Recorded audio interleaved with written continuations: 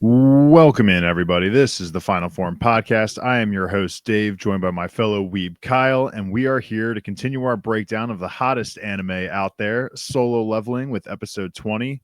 Looking Up Was Tiring Me Out. I already have regrets about so loosely throwing around the score 10 out of 10 on previous episodes this season, because this was for sure a 10 out of 10 episode. We see Sung doing what he usually does in kicking some butt, but then we also get some huge development with the Jeju Island Ants, as well as meeting some new players. This episode literally had everything you could ask for, which may make this a little bit of a longer discussion for us. But overall, I think people universally agree that this may have been one of the best episodes of Solo Leveling yet. But I'll hand it over to Kyle to give his thoughts on the episode and see if he agrees with those comments from the people. Well, for the thing on the length ties into the fact that there's just two of us here because Alki's and Turks and Caicos. Shout out Nav. And maybe the fact that there's two of us, there won't be an extended conversation. Whoever left a YouTube comment for us on last episode saying that it was a 50-minute episode for a 25-minute actual episode made me laugh a little bit. But we're friends. We're just chatting, we're having fun talking about a TV show that we like. So at the end of the day, that's what's important to us. I would honestly say I think this episode was maybe like a 9.5. I thought the fight was good. I think that they're making some weird choices with like the editing order of events, like pacing of the episode. It felt kind of choppy. I feel like the fight should have just been the fight. And then Jeju Island stuff could have been like next episode, like some of it, I don't know. That's kind of my thought of it when I was watching it. And then like reading people's opinions online, it seems to be somewhat people are a little bit mixed. I wouldn't let that type of stuff really impact my enjoyment of the episode. I thought it was absolutely fantastic and I'm chomping at the bit every week to watch, but that felt like a little bit of an issue if I had to say what an issue was. But like I said, the fight was beautiful. I'm going to actually agree with you on that. It felt like we were cutting between the ant stuff and the fight at really awkward points that we should have just either continued with the fight or just continued with the discussion of the ants. It didn't feel like it needed to be broken up into as many little scenes as it was. Yeah, there was, I don't remember it. I watched the fight twice, but I think it was before there, maybe the middle of the episode. There was like a 5-second clip of like the, if you want to call it the ant storyline. Go get the guild master or something like that. I don't exactly remember what it was, but it was just like, okay. That wasn't the one necessary. Scene for me was definitely, we didn't get introduced to the characters at that point yet, but there was a point where we see the translator opening the door to the guild master's room or something like that of the Japan guild and just kind of summons him. It's legitimately 3-5 seconds long, and then we jump right back to the fight, and it's like, why are we doing that a little bit? Maybe that was it then. But I mean, listen, we'll try to call it some bad when we see it, but for the most part, it's a lot of good. Yeah, and I'm kind of having a hard time deciding on which I want to start with, because both are very... Sung's is, I guess, quicker in a sense, but obviously that is always going to be the juice of the story. But in this episode, you know what? We'll start with Sung actually for the first time in a while in this one, and then we'll end with the ants, because there is, I feel like, a lot to talk about. So we'll kind of save the discussion for that second half of the podcast. So getting into Sung's storyline, we just pick up right where we left off, as Sung is about to finish off the last demon knight that we saw from the previous episode. It is revealed to us that it is a female demon who turns out to be of demon royalty here. She has knowledge about where to find the entry permit that Sung is looking for to get him into the 81st floor. I believe he is stuck here on the 80th floor, and he is trying to get to the 81st floor. Her family does have the entry permit, and we get a couple cool scenes here. Sung, flexing his aura when he can, looking over at, we find out her name is Isel. Can I really trust you? That was a really badass moment. And the big discussion here is when Sung is asking questions to her, he knowingly is actually trying to trigger the system, or what he thinks is the system, to get to the point where we saw Barca, the ice elf from a few episodes ago, and see if he can get any more information. He asks her, do you hear a voice in the back of your head telling you to kill all humans?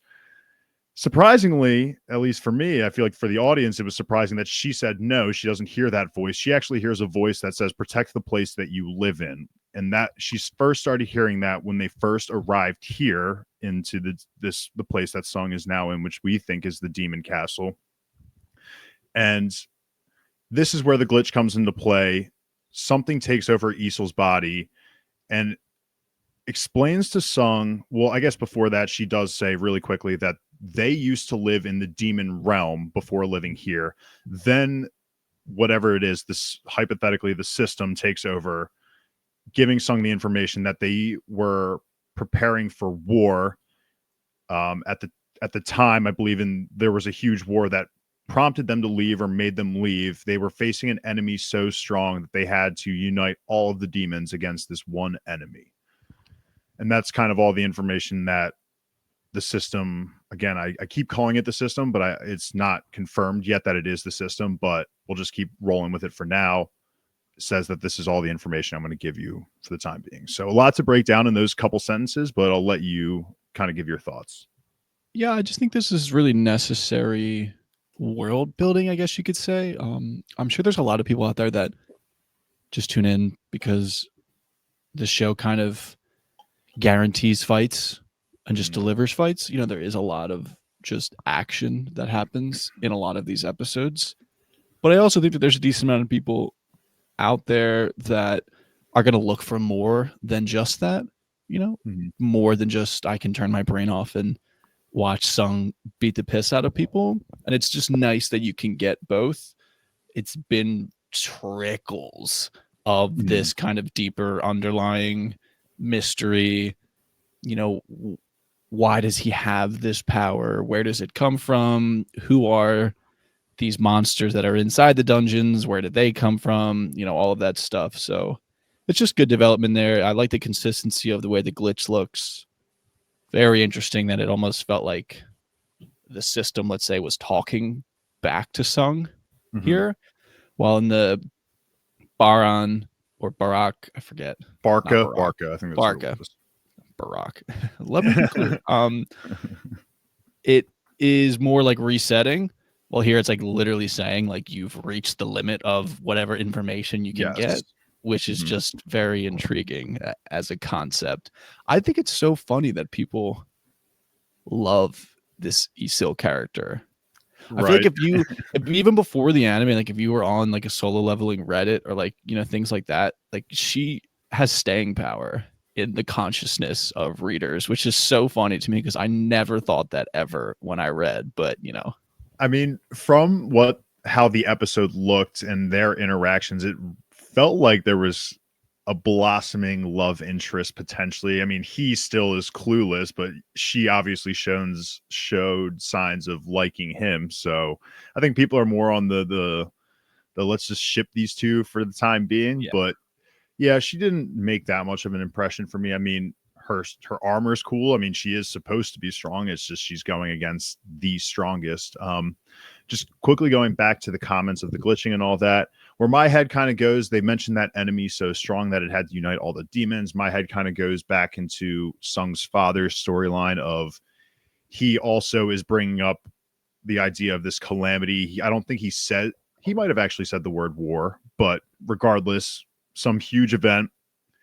And so in my head, I'm believing that this enemy that the system is referring to is also the same enemy that Sung's father is potentially on the lookout for. That's where my head kind of went with this, but not ridiculous to make that connection at all. Any other thoughts from the glitching? Anything before we keep going? No, it's just, you know, at this point it's become a theme. So just obviously keeping an eye out for the next time that it happens. Because hopefully when it happens, we start to get more information because we're getting more and more and more. It feels like every time it happens. So, Yep. So Isol takes Sung to the Radisu?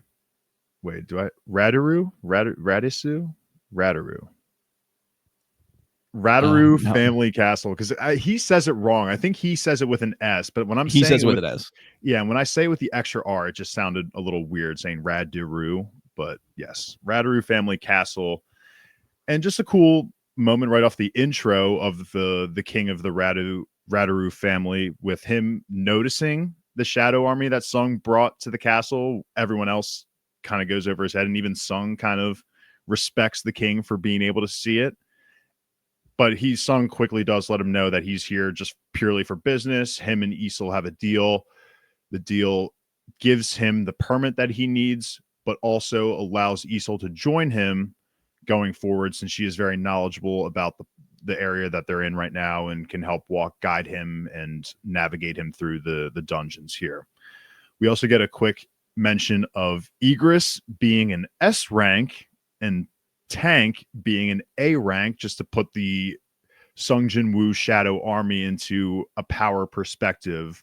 Egress would have been the what is it, the 10th or the 11th S rank in the country, but he's just a shadow, so it doesn't work like that. But crazy, man. Well, I guess technically what 12th, right? Because isn't Tusk?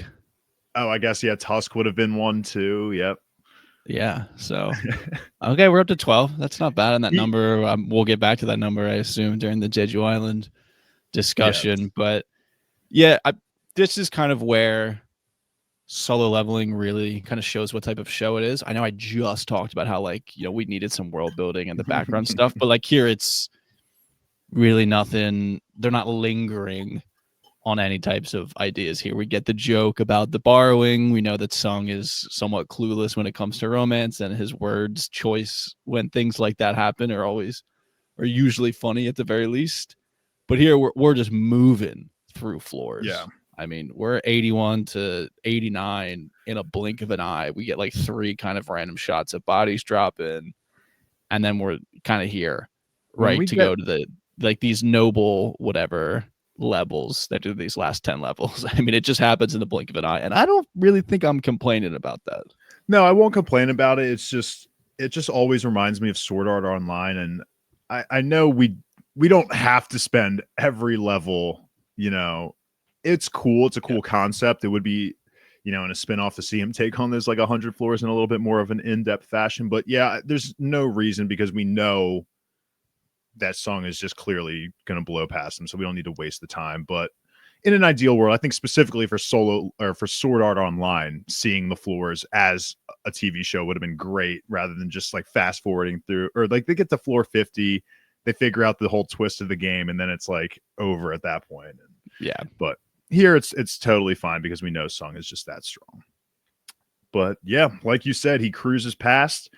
And then we get to the last floor, where he meets the final boss, who is Baran, the Demon Monarch. Very cool design. Man of very few words, Baran. Also cool to see his wyvern. This is the first time we get a aerial opponent, I want to say. I think a lot of the other fights that we've seen have all been just humanoids or, knights, things that are just not as tricky as this one, and hence the title of the episode here. But we can kind of just get right into it all and just talk about the fight as a whole. Sung Jin Woo uses the Monarch's domain to summon all of his shadow army. Baran flexes a lot of his cool abilities too, focusing mainly on lightning. And Sung, again, just using all of his powers here in tandem in order to take down the boss. So if you want to shout out any of the cool moments from the fight, absolutely. I have a few written down from my side. I did not recall that Baran, I don't want to say Helmus has the same Shadow Army ability, but he just kind of opens his little gateways. That felt more like a physical teleportation of people, because the bodies are kind of left at the end of the battle. At the end, we see the floor is kind of strewn with the demon army bodies.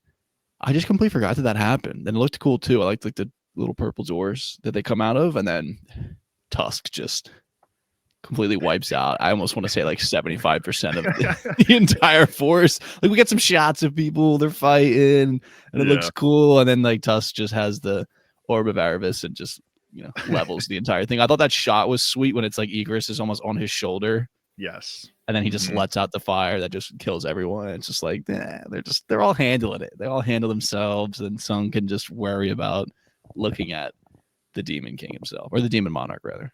Yeah, I love the Monarch's domain at the start when the demons are about to swarm Sung and Isol. Isol's a little worried, and Sung brings out the army, and just immediately when they come in, just swinging right away. That's the best. Like I think one of the demons just gets a knife right through the jaw, and it's just great when they come out, especially with the purple. We always shout out the purple. We love when Monarch's domain's in effect. The purple is just such a nice touch.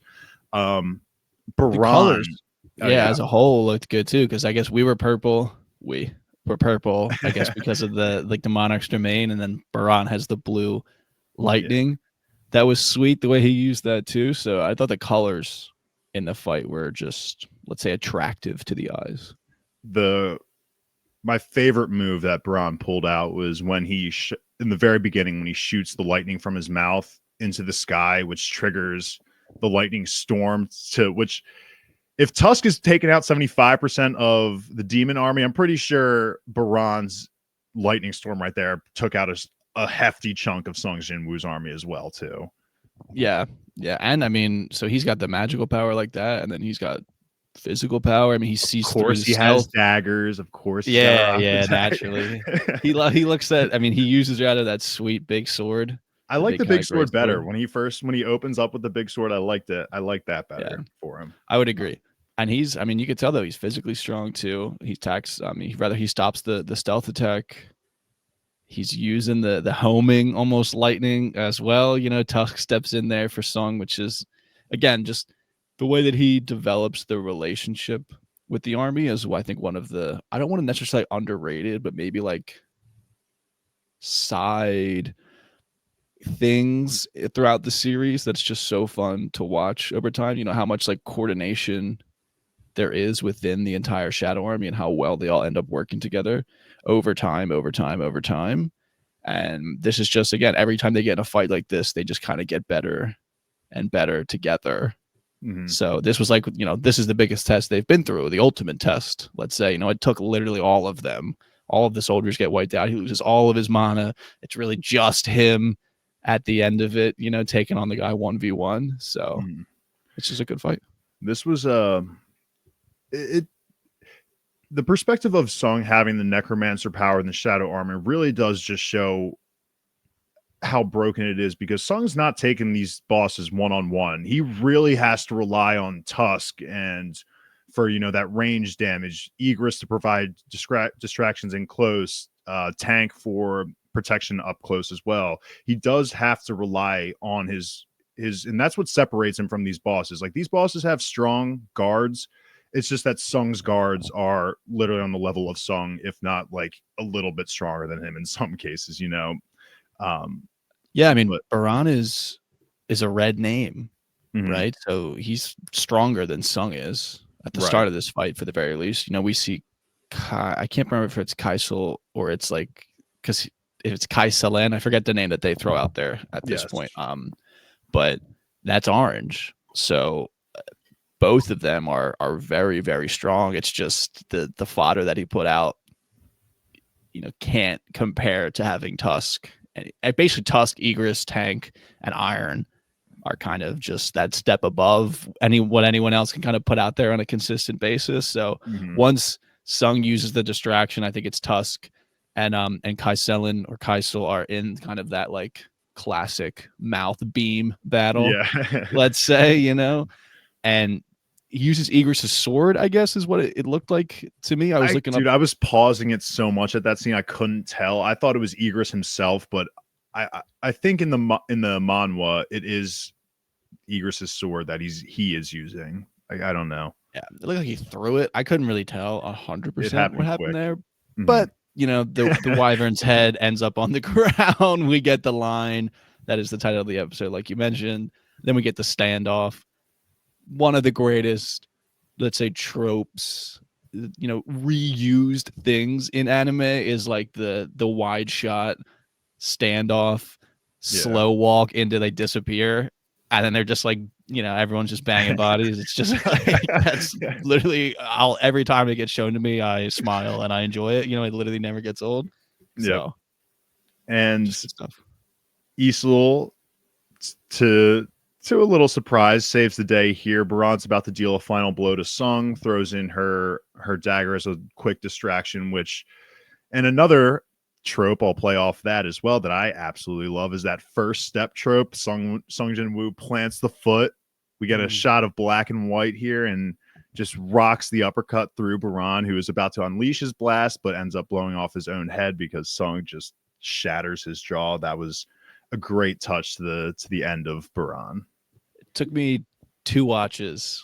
This could be me admitting I'm stupid, but it took me 2 watches to be like, oh, okay, he didn't just punch his head straight into off, the yeah. stratosphere. Yeah. And then also explode behind it. But my question is, so he's using Ruler's Touch to pull the arms like towards him, like help him essentially to rip them off. And then he's using Ruler's Touch to bring his face into his fist, like at the same time. Too, yeah. Right. And okay. It was that just combination. Like and Baran was about to unleash the blast, like just all that culminated into just disintegration of the head. So funny that's what's left of his body is just the torso and the legs, especially given how the fight was going in the beginning. Like the fact that it ends up like that is just so ridiculous. Did you think that the fight was quick? Yeah, I mean, we kind of talked about it last episode a little bit. I thought it was going to be kind of broken up into maybe this episode we weren't going to get the full fight. I thought we would be, a little bit longer at the Demon Castle with the Radiru family.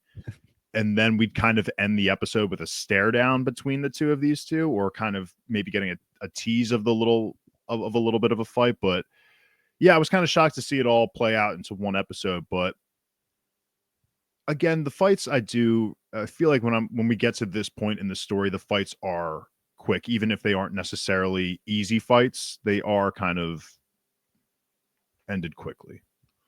Yeah, I would almost, I think, agree with half of that. I didn't think they were going to really push it into next episode. That felt like a lot of episodes to work on it. Yeah. But I think it's almost that I'm so engaged that the episodes just feel quick.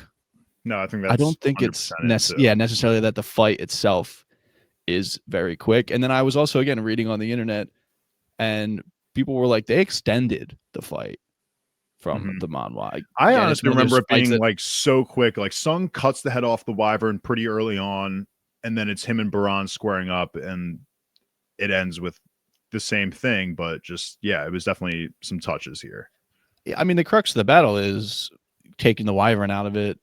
We're on the ground. We've kind of killed each other's armies. Like, we're both dual wield dagger guys. Like, the fight's not going to go that long at that point. You know what I mean? Like, we're just up in each other's grills getting after it. So yeah, again, reading, they cut some things along the way, like the journey to the battle. And it's a lot of just kind of conversation stuff of, mentioning power levels, or Isil asks him, is everyone as strong as you? Those things. And that's really not even to say that it can't happen next episode if we get some type of aftermathy. What happens to him? How does he get out of the Demon Castle? All those things. It can still happen. But in reality, like, it takes me having to read somewhere that those things were cut. So, like, I don't feel like I can ever get upset about those types of things. I think that it was handled well. In reality, we don't need to hang in the Demon Castle for that long. We have such bigger fish to fry in the grand scheme of things. So I think overall, the journey of the Demon Castle throughout, it was season 1, right? We got to join when we fight Cerberus for the first time. Yep. Into now, we're into the 100th floor. I think as a whole, all of it was handled almost as well as you could expect. Yeah, we kind of forget that it is broken up. Like, Sung has to step away from this castle at points because it does get too strong. So it does forget. And even going into the aftermath, some things for people to ponder the next episode is Sung going to be able to revive Baran and recruit him into the army? So Yeah. we'll leave that decision up to the people. And I kind of, in my head, it plays into the Barca and discussion of how, what I was just saying, how Sung's guard is just that much better than other people's guards. Here, like in the Barca fight, obviously what set him over was also having Egress tank, and well, he didn't have Tusk at the time, I don't think, but No. regardless, tank and Egress to play that overall, and that's what helped him beat Barca. He wasn't able to res Barca, and it's kind of the same situation here. So that's going to be my 2 cents, but we'll see in the next episode if he's able to. There's a lot of goodies still. I'm sure that he's going to be cleaning up from these demon bodies. But And that's such a fun aspect. Like, it's in there. To me, I think the ultimate example is always like the Saiyan gene, like the Saiyan DNA, where like if you get the shit kicked out of you, you just get stronger because of it. It's like the ultimate writer's tool to just make them come back from losses and be stronger and explain things that way. Mhm. And I think the arise, the resurrection ability is just like, it adds such a fun element to the battles being over. So it's okay, what's gonna happen now? Is it gonna work? That stuff. What items is he gonna get? It's always so fun to find out. Yeah. Hopefully we'll get that direct aftermath at the next episode. So let's get into, we're already at 25 minutes and we haven't even talked about the juice of the episode here. So we'll try and keep it quick, but we'll see. Let's get into you've been alluding to this and talking about this, right? Do you really think this is the juice of the episode? True. In terms of like plot, in terms of the overall story that you keep like that we're kind of referring to, of yes, we're progressing the demon castle, but there are bigger fish to fry. This to me is that bigger fish to fry. And while of course we love the fight scene, this is the more world lore stuff that we get into here. So we see a quick shot of I think it's off Japan's coast, just some of the flying ants are eating people.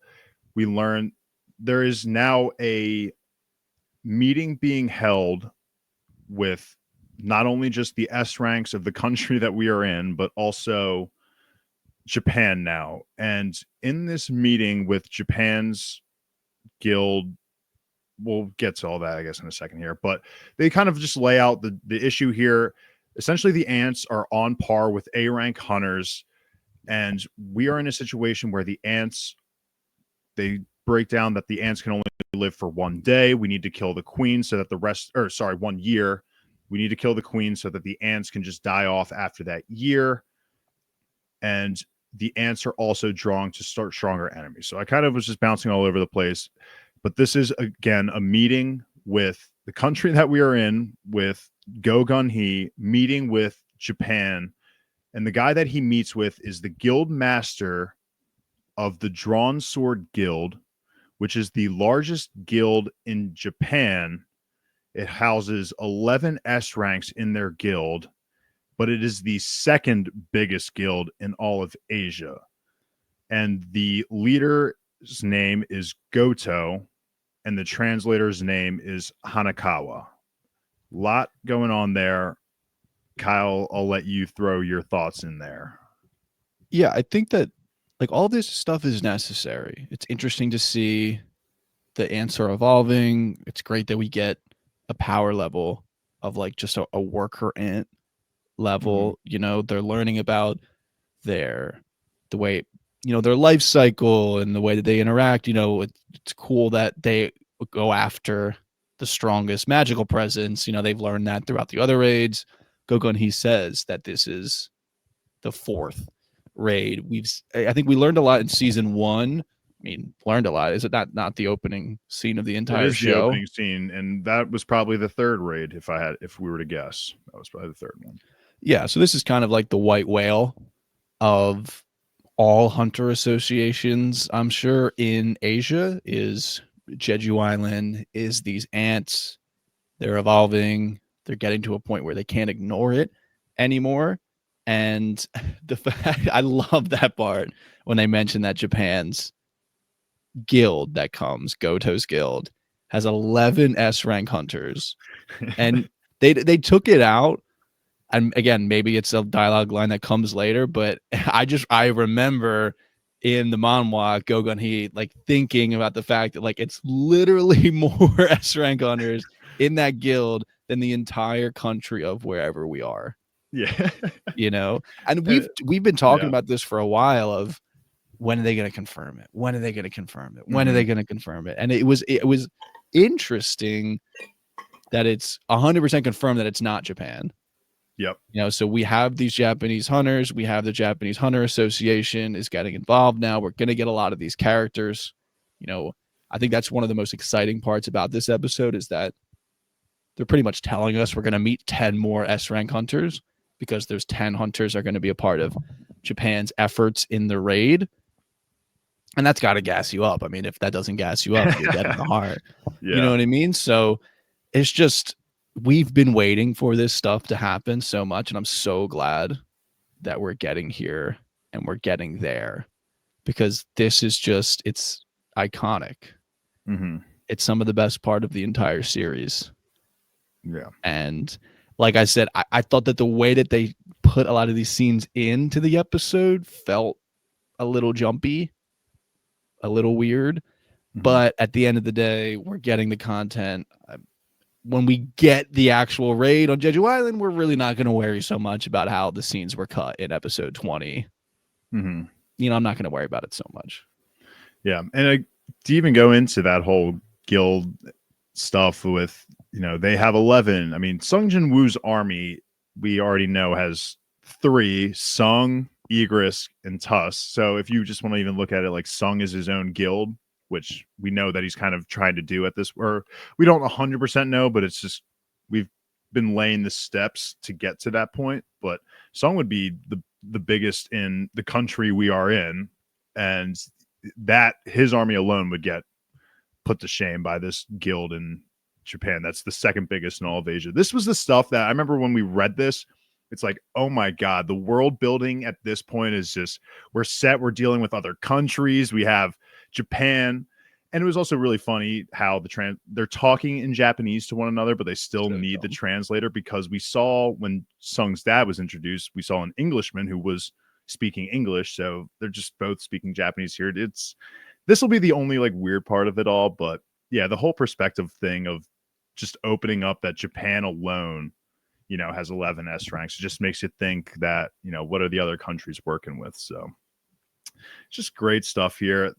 Like you said as well, the Drawn Sword Guild is going to bring 10 of their 11 S rank hunters, and all of the S rank hunters in the country we are in are being summoned as well to participate in the raid. So for anyone kind of not, I guess, being able to process the size of this raid, I mean, we know that the raids we've seen, they're just simple gates. They're just these portals that open up, and we send in, I think we've established at most 20 people as a squad, or is it 10? I forget, either or. But if Japan's guild is going to bring 10 S ranks alone, and then we have 10 S ranks in the country we are in, there's going to be room for others here. I'm just letting you guys know, like, this is not just a raid that we're used to here. This is almost going to be a full-scale war. I mean, we're getting multiple countries are now having to be involved here. So that alone should just tell you that this isn't a normal gate that we're going to just be walking into. Well, I think, thinking about it from the perspective of thinking about all the strong people that we've met in the show, hunters, that is, all on the same team, fighting together. Every single one of them. It's like what you would anticipate happens in season 8. What do we have left? 4 episodes left?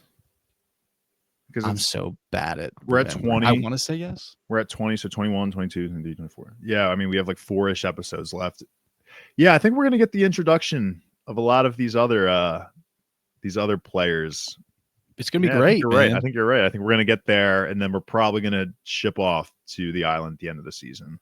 Yeah, I mean, we'll get to see what are the type of hunter powers that are out there. S rank hunter powers. We know that Sung has the Shadow Army. We know that Choi is kind of this fire mage. We know that Beck kind of has this beast transformation that we've seen a little bit. We haven't really seen Cha do anything that much. We're not entirely sure what her powers are. And then, Goto is the leader of this guild full of S rank. So, like, what's his deal? And not being a spoiler here, but in the manhwa, which we've talked about a lot, it's Korean. Korea and Japan might not have the greatest relationship in the world.